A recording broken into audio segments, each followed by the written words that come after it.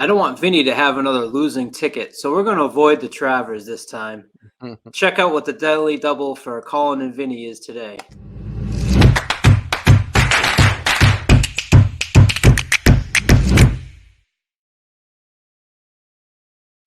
What's up, everybody? Colin Sheehan and Vinny Blonde here on Doubling Down with Colin and Vinny. Vinny, do you like my intro? Yeah, throwing a little shade at my Artorias Travers pick from yesterday's show with Matt. So we'll see what happens after. You'll be getting a text if he wins. I think it's a little bit more of my love for Epicenter than you loving Artorias more. That's why I'm giving you some grief. And I think you said you would put Epicenter on your pick 5 ticket, but you were very sketchy about it, liking Yeah, Epicenter. he's gonna be on it. It's one of those sequences I think that I might do a very skinny ticket for like $1, and I probably won't have him on that, but he'll be on my 50-cent ticket just because there's a good chance he just rolls, and it might just be me searching for a little bit of a price. So I saved you from the embarrassment of us losing another doubling daily double. So we've decided this time to look at race 7 and 8. It is Travers Day at Saratoga, so it's hard to avoid those two races. But we decided we'd take a look at race 7 and 8. We thought that there might be some value in those races, especially in race 7. Hopefully, maybe if you're playing the pick 5, we can help you out with that as well. As I said yesterday, these are the days when you get into these big races. I really just like to sit back and watch the races. And a lot of these races can come up pretty chalky, and sometimes you're cheering for the chalk because those are usually the best horses that we have in this great game. So we decided to look at race 7 and 8 on Saturday, not on Friday, which is what Vinny thought we were doing, and had me going in the wrong place. So the first race, race 7 of this double that we're looking at, is 5.5 furlongs on the turf. Optional claimers, 62,500. Where'd you end up in this one? So this is a wide open race, I think. I think a lot of different directions you can go, and I believe we did go different directions. The horse that most interested me here was the number 8 Battle Station, and he's going to be a price, but he's got 3 wins at Saratoga. He's 3 for 7 here at Saratoga. I love that. He already ran second once on the meet. He goes out of Altras's barn, who has been very cold, who has been pretty cold this meet, besides like one day where he had like 3 winners. And he goes to Linda Rice, who's a little bit better with these turf sprints, in my opinion, but is 10 for 15 lifetime in the money, and chased a horse in King Angelo last time out, who probably would have won on Wednesday's card if it didn't get taken off the turf. He was projected to be a pretty heavy favorite in that spot. And for a moment, when the initial scratches came out, it seemed like they had left him in on the dirt, and he probably would have won there because the result of that race was not anything super flattering. They did end up scratching him, though he was technically a late scratch. But yeah, he chased, like, if King Angelo was in this field, I feel like he would be a very short price. So at 10-1, I'll take the horse that chased him last time and ran second. It just seemed like a logical place to go for me. Definitely the journeyman here, 7-year-old with 48 races, is what I had written down. First off, the claim going to the Linda Rice barn with Kendrick Carmouche. I passed on that horse, and I ended up kind of struggling here between a couple of them because I was kind of reading a couple of different things. The first thing I was interested in is this 7 trying the first time on the turf. When I'm not really totally attracted to a horse in a race, I tend to look at these little angles of, okay, here's a horse that, as Matt said last night, he likes that wild card of what is unknown, right? And so obviously I've seen, not that this horse would have any chance against Jackie's Warrior, but got smoked by Jackie's Warrior at Saratoga. Has shown some early speed, and you're going 5.5 furlongs here. So I'm hoping that maybe some of that early speed transfers over to the turf. And because I wasn't crazy about any of the other horses here, you get a horse by Street Sense, 11% hitting on the turf. The breeding suggests he'll like the turf. One thing that concerns me is the horse hasn't run in a race since January. However, I think I counted 10 workouts, basically every 7 to 8 to 9 days, for Brendan Walsh. Brendan Walsh doesn't have a win at Saratoga, not something I'd like to see. You're getting Tyler up 8 to 1. I thought I'd be okay taking a shot here. The other horse that I was interested in, because I'm not, look, let's face it, I'm obviously throwing a lot of kind of wild cards that need to happen for me in order to hit this. So my backup to that was the 5 Ranger Fox, a horse who the name sticks out to me, and I'm always seeing this. I just, you know how you have these horses that you see the name and you're like, why did I like this horse, Ranger Fox? Well, Ranger Fox is one of those horses. I see the name. Check out the races that Ranger Fox has had with Joel Rosario up. 2 wins, 2 seconds. I like the cutback in distance here. Has done well at 6 furlongs. Usually is forwardly placed, and I really love that speed figure. I go by Brisnet of a 96 on July 4th at Belmont. So those are kind of my top 2 picks, the 5 and the 7, to try and get me through this leg. One that I'm a little bit comfortable with the 5, and someone of a little bit of a wild card who, sure, let's see what this horse can do on the grass in a race where I wasn't really fully crazy about anybody else. Who else made your ticket?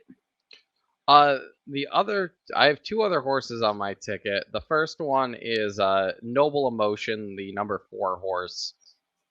Already ran here, pressed the pace, ended up fading last time out. That was a very weird race that I went back and watched it. The one, I want to say it's the 1A, the one Comedy Town ran second in that race. Mhm. But it was just a very oddly run race where it didn't seem like anybody really wanted to win. I I just think he's gonna be involved with the pace again today, and I think the way the track was playing then on the turf was that you didn't want to be anywhere near the lead.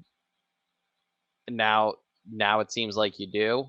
So I think he'll be better suited today than he was on that day, because I think the beginning of the meet, closers were basically winning on the inner turf. Now it's kind of equaled out. So I think he'll definitely fare better. And he should be a decent price. He does have 2 wins at Saratoga. At one at this distance last year in July. So he was one. The other horse is kind of a defensive use. The number 3, Discreet Tune. I'm solely using this horse because it's Carlos David, and I don't trust Carlos David at all. Yeah, I think he is. I honestly I can't believe they're letting him run horses still. He's not. He is definitely one of those. He's one of those trainers that hopefully he'll get caught one day and be taken. They'll get rid of him. He just randomly has some horses on big days that just pop and run stupid well, and they'll never run that well again. So the fact that he has a runner here, I would hate to lose a tick, especially like an early, like the middle pick 5 that starts in this leg. He's just a defensive use, and he's probably going to be a price because he's Carlos David.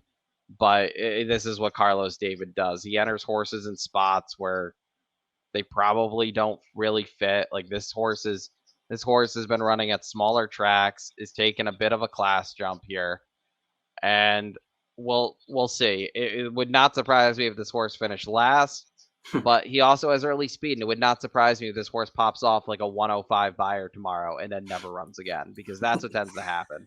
So he's a defensive use for me. He's the last horse on my ticket. Good to know he wasn't on my radar because of that. Not familiar with that trainer. I did have the 4 on my card as well. I do, as I always say on this, like the horses that have shown success over Saratoga's dirt or turf.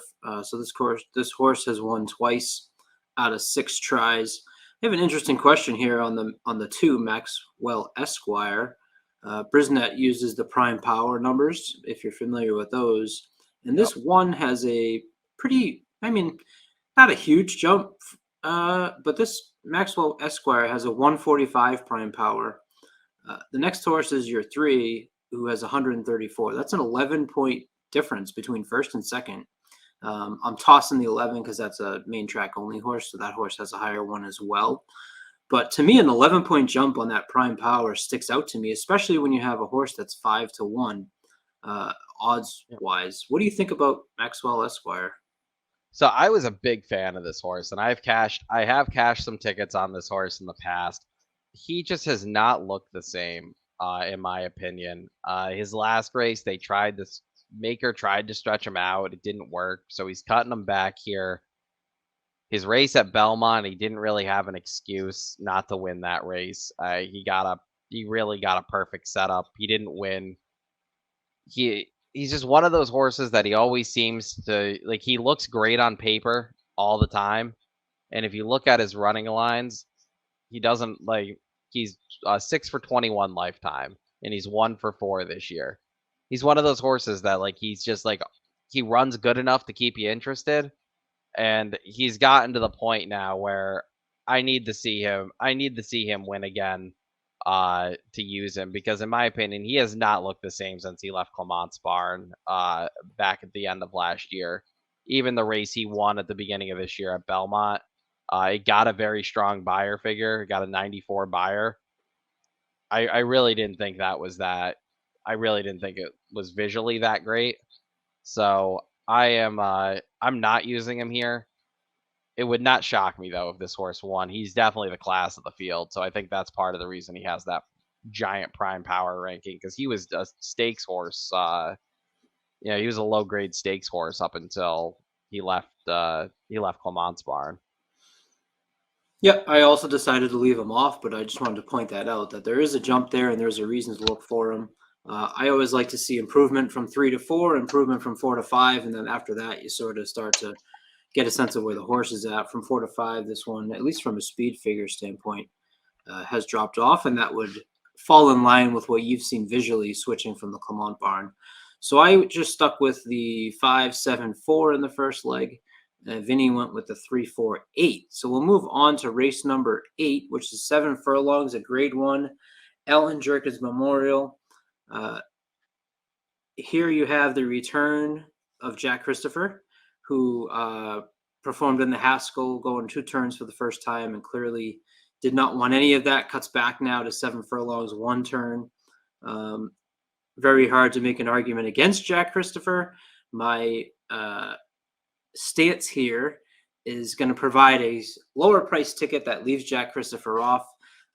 Where are you doing with Jack Christopher? I assume that because of going back to 1 turn, you're going to keep him on there, or are you with me? Yeah, I'm gonna use him just because I don't think I'm using the chalk in the previous leg. I'm not going to single him though, which might end up costing me depending on how heavily he's bet. If he is super heavily bet, like looking at the probables from race 7 to race 8, then I'll probably make the decision to either single him or leave him off, depending on what the probable payouts look like. But at the moment, he is on my ticket. He is not a single though. I'm expecting he'll go off a lot lower than that 6-5 morning line though. Yeah, and so that's one thing I like to do, or what we've kind of started to establish on this show, is when you do the double, we can put out some tickets that are low costs, right? Playing $6, $8, $9, $12. And if I'm doing that, I have no problem maybe taking a shot and putting in a losing ticket.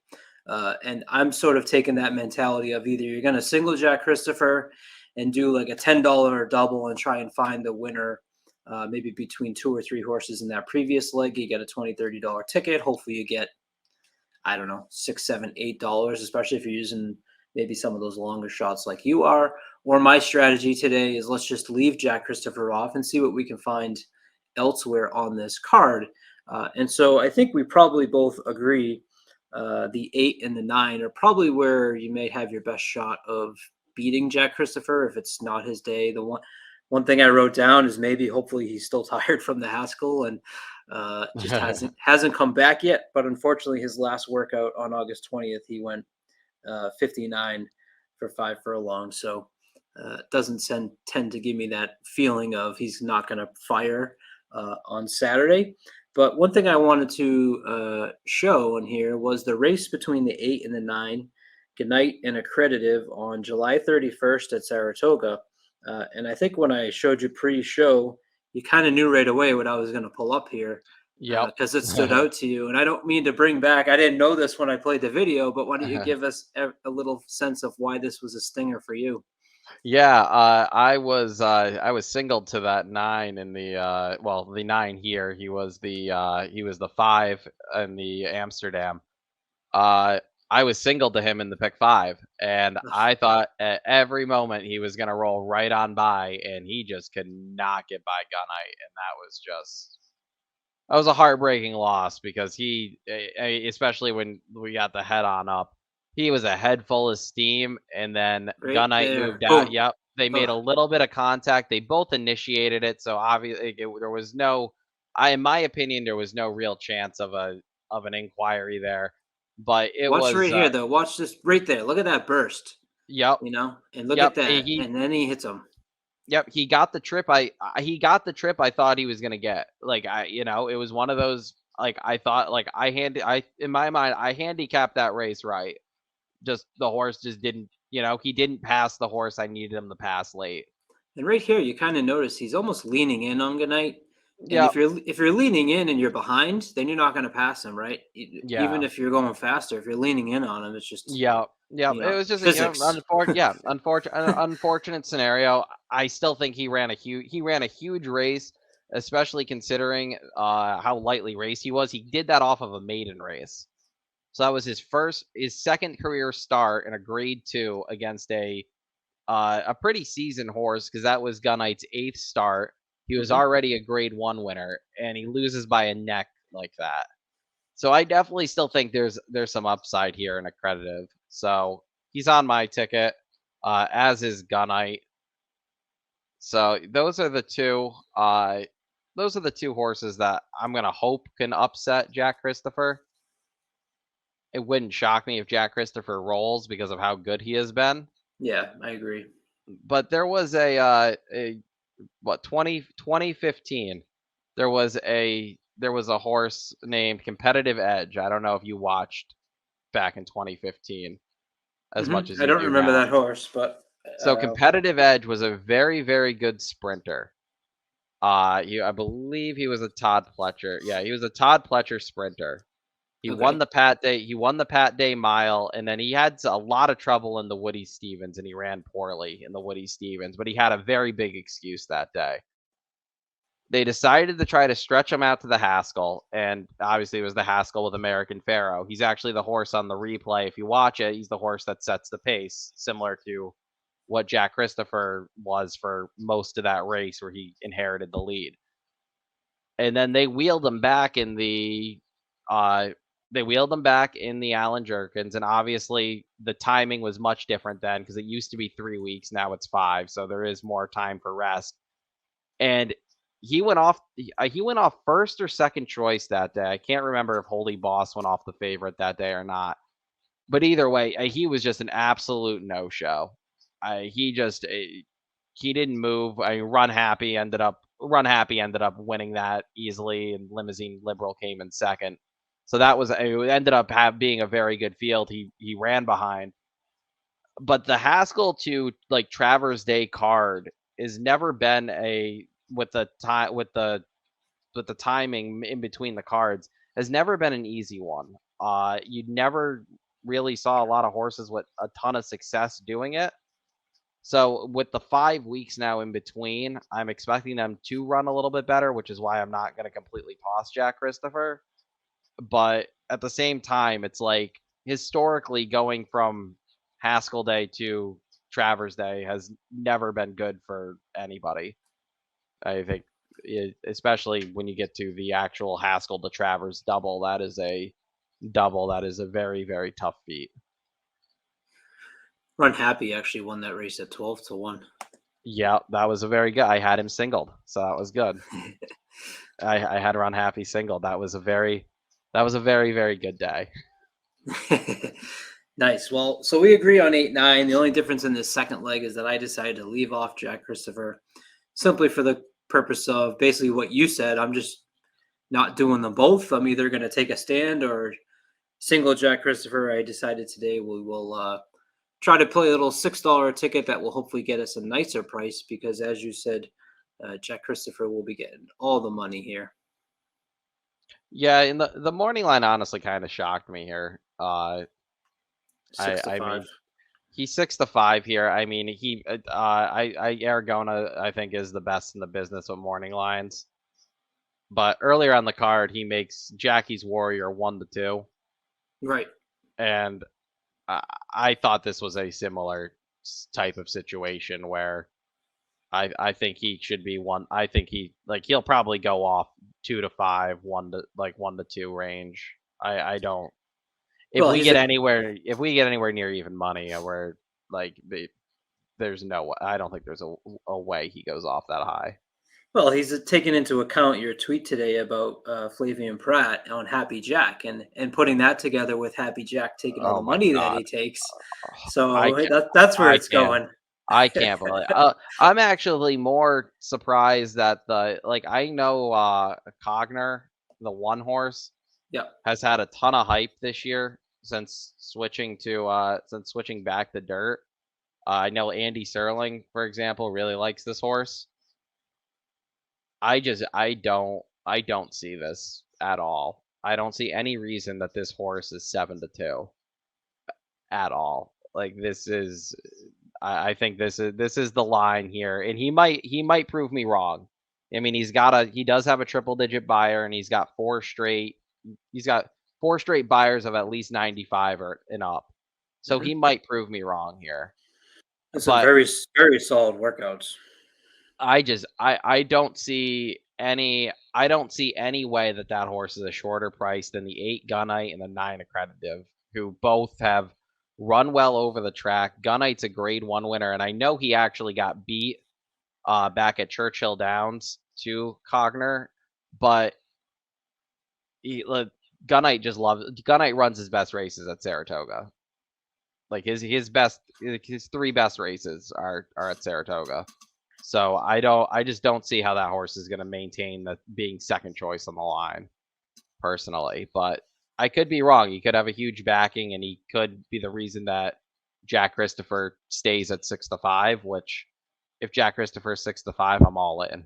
So, because if Yeah, and he, that's yeah, why it's important to pay attention to those double payouts. right, That's a great advantage of the double, that you get to see what the payouts are, and that's one thing that I love. You can really make a better assessment of, okay, what is, even if you just do $1 or a $10 double straight to Jack Christopher with one or two horses you like prior. If it's $20 bet, if you pick two horses and you're getting eight or $9, that's how you kind of make value off of. At least that's how I make value off of some of these uh, big named horses. right, and I wonder. I think I tweeted it out yesterday. I'm curious. I would be curious if Chad Brown had decided to run Jack Christopher in the Amsterdam rather than running him in the Haskell, what his odds would be in this, like in the morning line here. Hmm. Because if he doesn't run, there was a brief moment where it looked like he was going to steal the Haskell on the front end, and he lost by 2 lengths 2 lengths. to the horse that is second choice on the morning line in the Travers. Travers. Yep. Cyberknife. Yeah.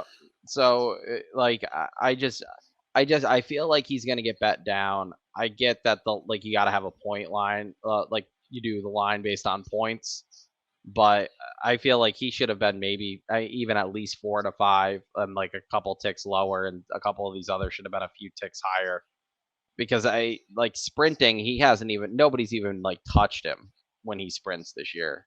So I Yeah. think it would be a very big surprise somebody has if he's regressed that much because of the Haskell, and somebody else has jumped up that much to catch him.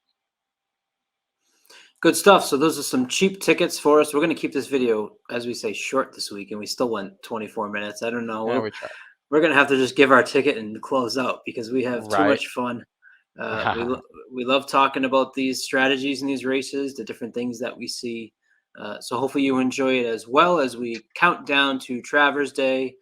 As I said last night, it's awesome that it's Travers Day, but it's also horrible that that means that Saratoga is coming to an end. So we will try to keep it positive. Hopefully we can come together and hit this double.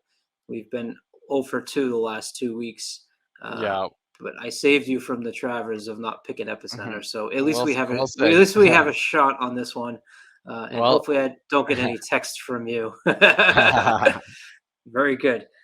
Vinny, you can find he's going to be coming out with a wagering guide, he tells me. So follow him on Twitter and follow me for my love of Epicenter. Have a good day.